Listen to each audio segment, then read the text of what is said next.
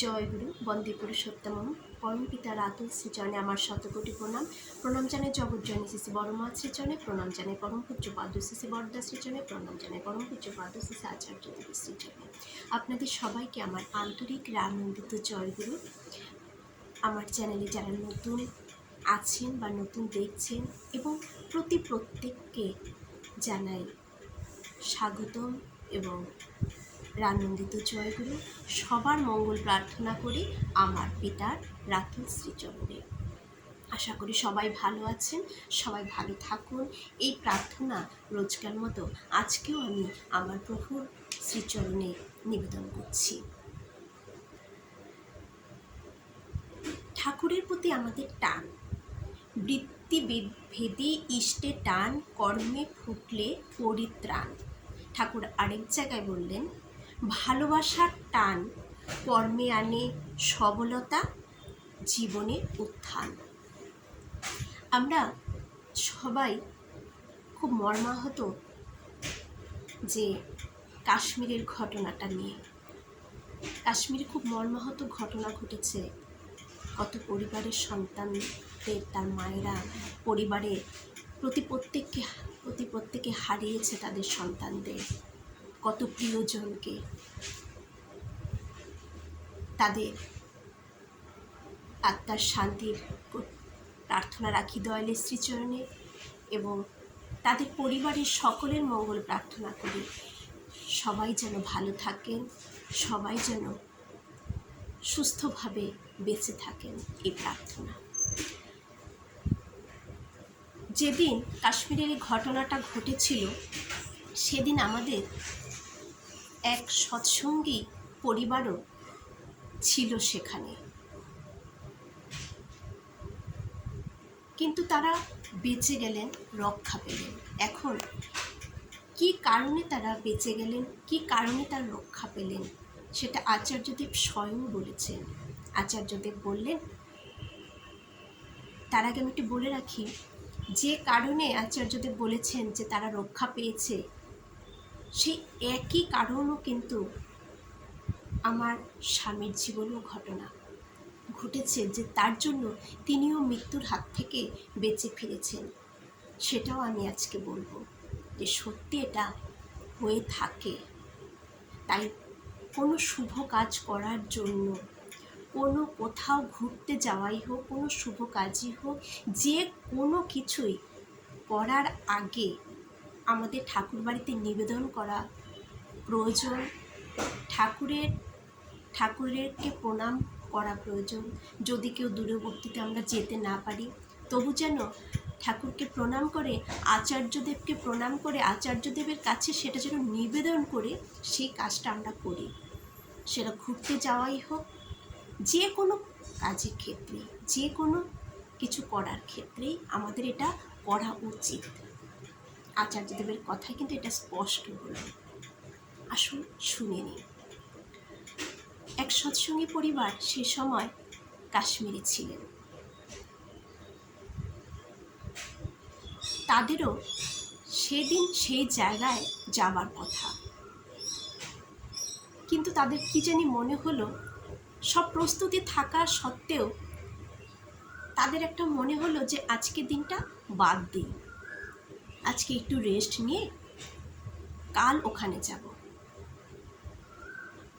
তাই তারা সেদিন সে জায়গায় যাওয়া বাদ দিলেন। বাদ দেওয়ার কারণেই কিসের জন্য তাদের এই বাদটা পড়ল?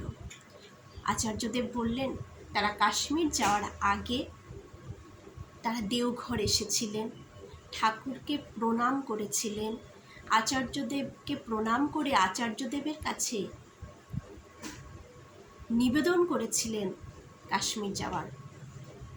আচার্যদেব এটাই বললেন যে গুরু ধরা থাকলে, গুরু আমাদের কিন্তু এভাবেই সব বিপদ থেকে তিনি রক্ষা করেন, সব বিপদ থেকে কিন্তু তিনি রক্ষা করেন। কারণ তখন তার দৃষ্টি থাকে। আমার সাপোজ আমি উদাহরণ দিচ্ছি, আমার সন্তান বা যারই সন্তান হোক, যদি বাবা মাকে জানিয়ে কোথাও যায়, তখন কিন্তু তার বাবা মার খেয়াল থাকে যে আমার ছোট্ট সন্তান এদিকে গেছে, খেয়াল রাখবে যে খেলছে, কিছুক্ষণ হয়ে গেল সময় ওর আওয়াজ পাচ্ছি না কেন, খোঁজ করতে হবে। কিন্তু না বলে যদি আমরা যাই, আমার বাবা মা কি আমাকে খুঁজে বের করতে পারবে কোথায় আছি? এমনটাই ঠাকুরের সন্তান কিন্তু সবাই, কিন্তু যারা ভক্তি ভরে রোজ তার বাবা মাকে জানিয়ে কর্মক্ষেত্রে যাক, যেখানে যাক, তাহলে তাদের জানা থাকবে যে আমার সন্তান অমুক জায়গায় গেছে।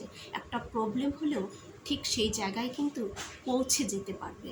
ঠিক এমনটাই, তাই প্রত্যেকের জীবনে এই জন্যই গুরু ধরা উচিত এবং তার কথা মতো চলাই আমাদের জীবনের লক্ষ্য হওয়া উচিত।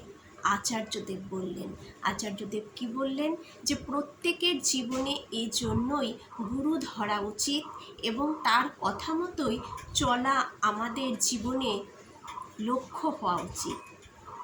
সৎ চিন্তায় নিমজ্জিত থাকো, সৎকর্ম তোমার সহায় হবে এবং তোমার চতুর্দিক সৎ হয়ে সকল সময় তোমাকে রক্ষা করবেই করবে। তিনি আমাদের ধরেই আছেন, শুধু আমরা আমাদের এই অহংয়ের চোখে দেখতে পাই না। তাই তিনি এসব ঘটনার মাধ্যমে আমাদের বুঝিয়ে দেন তার উপস্থিতি। তিনি কিন্তু সবসময় আছেন। এখন এখানে অনেকে প্রশ্ন হতে পারে যে তাহলে যারা সৎসঙ্গী না তারা কি ঠাকুরের সন্তান না? ঠাকুরের সন্তান প্রত্যেকেই, যারা ঠাকুরের দীক্ষিত তারাও, যারা দীক্ষিত না তারাও, প্রত্যেকে পরমপিতার সন্তান। আমরা প্রত্যেকে, ওই যে বললাম যে তার বাবা মাকে সব জানিয়ে সব জায়গায় যাবে, সেই সন্তানকে তার পিতামাতা দৌড়ে গিয়ে ধরতে হবে। ধরুন রাস্তা দিয়ে তার পিতার সাথে তার সন্তান হেঁটে চলেছে, যাবার সময় কোনো সন্তান, বাধ্য সন্তান যে সে তার বাবার হাতটাকে ধরে নিয়ে চলবে, কিন্তু যে দুষ্টু অবাধ্য বাবার কথা শুনতে চায় না, সে কি করবে, না তোমার হাত ধরবো না, সে এগিয়ে একা একা চলবে। যদি রাস্তায় কোনো একটা বিপদ দুর্ঘটনা ঘটে, যে হাত ধরেছিল তার যদি দুর্ঘটনা ঘটে, তার বাবা হাতটা ধরা ঝটকে এক টানে তাকে সরিয়ে দিতে পারবে, রক্ষা করতে পারবে তাড়াতাড়ি সাথে সাথে। আর যে এগিয়ে কিছু দূর চলে গেছে, তাকে যখন দুর্ঘটনা ঘটবে তার বাবার সেই জায়গাটায় যেতে সময় লাগবে, হয়তো তার কাছে পৌঁছাতে দুর্ঘটনাটা মারাত্মক সাংঘাতিক হয়ে যাবে, যা হয়েছে কাশ্মীরে। তাদের কাছেও পরমপিতা গিয়েছেন, কিন্তু তারা যে হাতটা ধরেননি, তাই তাদের রক্ষা করতে ঠাকুর পারলেন না। এমনই একটি ঘটনা যে গুরুর কাছ থেকে ঘুরে এলে কিভাবে মৃত্যু থেকেও রক্ষা করেন, তার নজরে থাকে কিভাবে, সেটাই বলবো। আমার স্বামীর হাই সুগার থেকে কিটোন বডি বলে একটা অ্যাসিড হয়ে, মানে রোগটার নামই কিটোন বডি, সেটা হয়ে গিয়েছিল।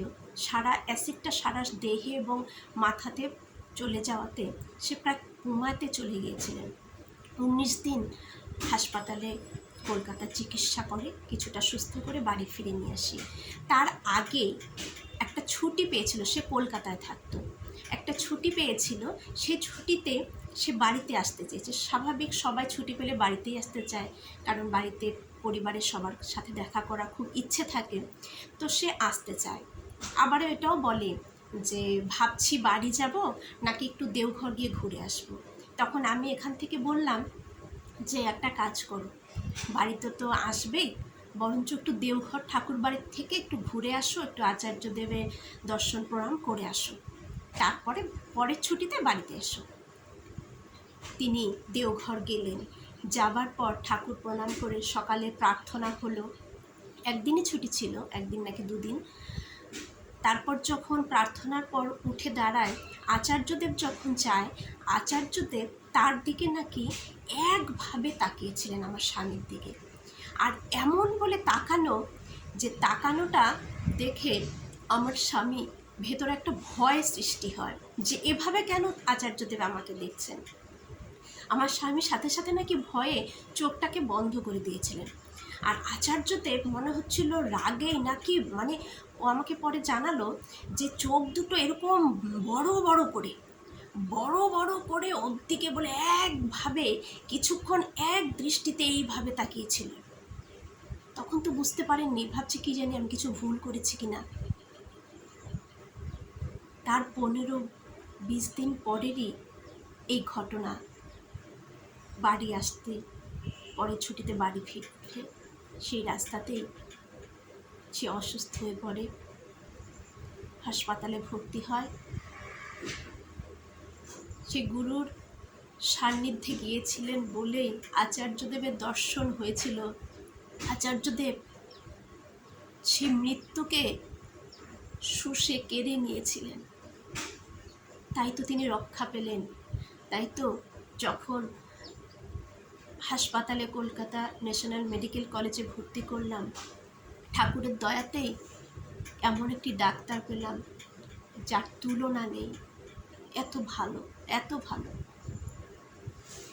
তাই আমরা প্রত্যেকে এটা মাথায় রাখবো, যে কোনো শুভ কাজই হোক, যে কোনো কর্মসিদ্ধান্ত নেওয়ার আগে আমরা ঠাকুর বাড়িতে যেন নিবেদন করি, ঠাকুরকে জানাই, আচার্যদেবকে যেন জানিয়ে তারপর সেই কাজে যেন আমরা হাত দিই বা সেই কাজটা করি, সেই জায়গায় যাই। এতে কোনো ক্ষতি হবে না, আমরা রক্ষা পাবো সব কিছু থেকেই। আমাদের সন্তানদের জন্য ছোট থেকে এই শিক্ষায় শিক্ষিত করে তুলি যে যেটাই করো না কেন ঠাকুরবাড়ির আদেশ ছাড়া কিন্তু কখনোই করবে না। তাদের মঙ্গলের জন্য আমাদের প্রত্যেককে কিন্তু এটা করতে হবে। সবার মঙ্গল প্রার্থনা করি। সবাই ভালো থাকুন, সুস্থ থাকুন। জয় গুরু। বন্দে পুরুষোত্তম।